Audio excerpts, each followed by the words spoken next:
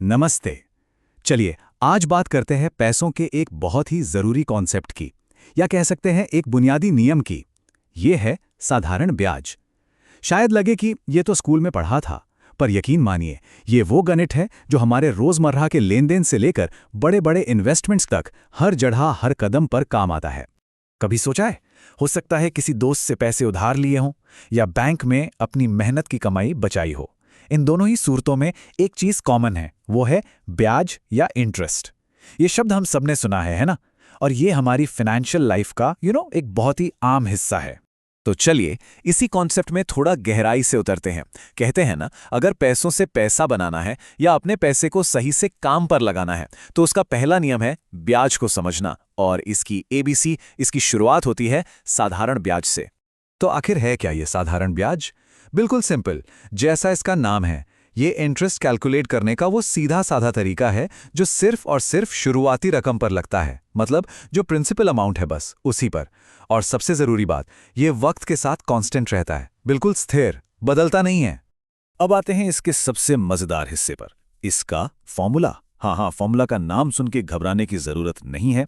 देखने में शायद थोड़ा सा टेक्निकल लगे, पर हम इसे इतने आसान टुकड़ों में तोड़ेंगे कि कोई भी इसे आराम से समझ जाएगा। ओके, तो फॉर्मूला से पहले उसके बिल्डिंग ब्लॉक्स को समझते हैं। यहां स्क्रीन पर 3 मुख्य शब्द दिख रहे हैं, ब्याज, मूलधन और मिश्रधन। देखिए, मिश्रधन का मतलब सिंपल है, मूलधन और ब्याज को जोड़कर जो टोटल अमाउंट बनता है। लेकिन आज हमारा फोकस खास तौर पर ब्याज और मूलधन पर है, क्योंकि यही हमारे फॉर्मूला की नींव है। सबसे पहले है पी फॉर प्रिंसिपल, जिसे हम हिंदी में कहते हैं मूलधन। ये क्या है? ये वो स्टार्टिंग अमाउंट है, वो शुरुआती रकम जिसे या तो उधार लिया गया है या कहीं इन्वेस्ट किया गया है। बस समझ लीजिए, सारी कहानी, सारी कैलकुलेशन यहीं से शुरू होती है। पी के बाद आता है आर यानी रेट, जिसे हम दर भी कहते हैं। ये बेसिकली वो परसेंटेज है जिस पर हर साल उस प्रिंसिपल अमाउंट पर ब्याज लगेगा। एक तरह से इसे उधार लेने की कीमत कह सकते हैं, या अगर पैसा इन्वेस्ट किया है तो उस पर मिलने वाला इनाम। और आखिर में है टी फॉर टाइम यानी समय। सिंपल, ये वो ड्यूरेशन है, वो अवधि जिसके लिए पैसा उधार लिया या इन्वेस्ट किया गया है। और हाँ, आमतौर पर इसे सालों में गिना जाता है, कितने साल के लिए, है ना? तो पी, आर और टी, इन तीनों को मिला दें तो बन जाता है हमारा मास्टर फॉर्मूला। सिंपल इंटरेस्ट यानी एसआई बराबर है पी गुना आर गुना टी बटा 100। मूलधन को दर से गुणा किया, फिर उसे समय से गुणा किया, और जो भी आया उसे 100 से डिवाइड कर दिया। बस, कितना सरल है ना? चलिए अब इस फॉर्मूले को एक्शन में देखते हैं। एक उदाहरण लेते हैं। मान लीजिए प्रिंसिपल है 15,000 रुपए, रेट है 8% और टाइम है 3 साल। तो सबसे पहले पी, आर और टी को मल्टीप्लाई करते हैं, यानी 15,000 गुणा 8 गुणा 3, ये हुआ 3,60,000। अब अगला स्टेप, इसे 100 से डिवाइड कर दीजिए और हमारे पास जवाब है 3,600 रुपए। बस यही है सिंपल इंटरेस्ट, इतना आसान। साधारण ब्याज समझना तो ठीक है, बहुत जरूरी है, लेकिन इसकी असली पावर या कहूं इसकी असली लिमिट तब समझ आती है जब हम इसकी तुलना इसके एक ज्यादा पावरफुल साथी से करते हैं, कंपाउंड इंटरेस्ट या चक्रवृद्धि ब्याज। और यहीं पर पैसे के बढ़ने का असली खेल शुरू होता है। जरा इस टेबल पर एक नजर डालिए, फर्क बिल्कुल साफ है।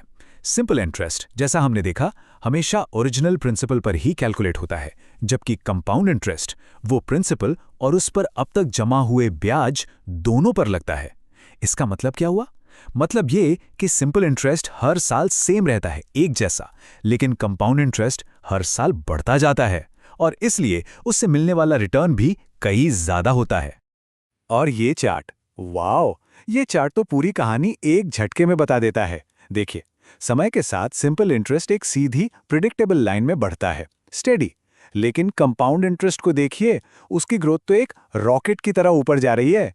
यही है वो ब्याज पर ब्याज मिलने का जादू। लंबी अवधि में यही चीज दौलत बनाने का राज है।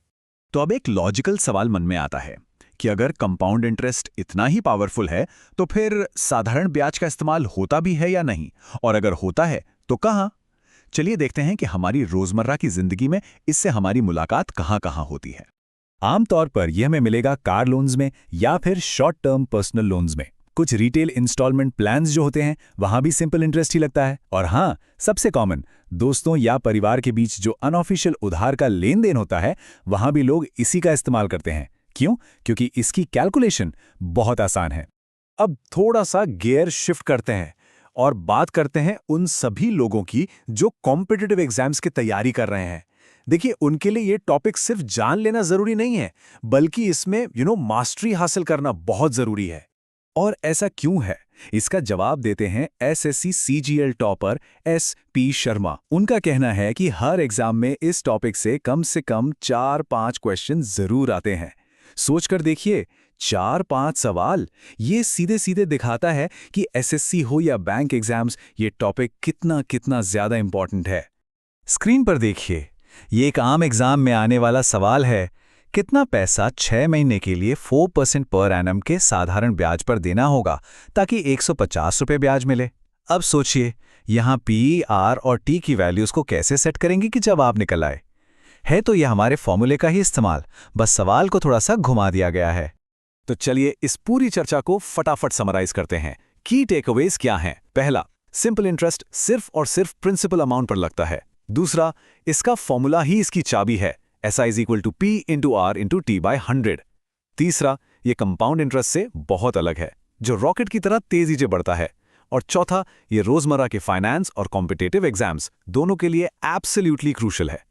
तो अब जब ये फर्क बिल्कुल साफ है, एक आखिरी सवाल, और ये सवाल हम सबके लिए है। जरा सोचिए कि इस वक्त हमारे पैसों पर, चाहे वो इन्वेस्टमेंट हो या कोई लोन, कौन सा ब्याज काम कर रहा है? वो हमारे लिए काम कर रहा है या हमारे खिलाफ? इस सवाल पर थोड़ा वक्त लेकर जरूर सोचिएगा।